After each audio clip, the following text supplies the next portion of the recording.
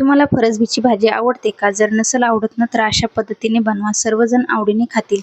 तर इथे मी 1/2 किलो फरसबी घेतलेली आहे स्वच्छ धुवून आणि ती अशी उभी चिरून तिचे 2-2 तुकडे करून घेतले. आता गॅस चालू करून पॅन गरम करायला ठेवला. नंतर इथे मी तेल घेतलं थोडंसं, त्याच्यामध्ये जिरं टाकलं. जिरं तडतडल्यानंतर मी लसूण टाकला. लसूण जरा जास्त घ्यायचा. लसूण हा बारीक कापून घेतलाय मी. नंतर हिरव्या मिरच्या टाकल्यात, त्या पण थोड्याशा तेलामध्ये तळून घ्यायच्या. नंतर फरसबी टाकायची. फरसबी पण थोडीशी अशी परतून घ्यायची तेलामध्ये. परतून झाली की याच्यावरती झाकण ठेवायचं. पाण्याचा वापर मी इथे करणार नाही, वाफेवरच शिजवून घेणार आहे. जर वाटलंच शिजली नाही तर नंतर पाण्याचा शिंपडा द्यायचा थोडासा. आता हे मिक्स केली.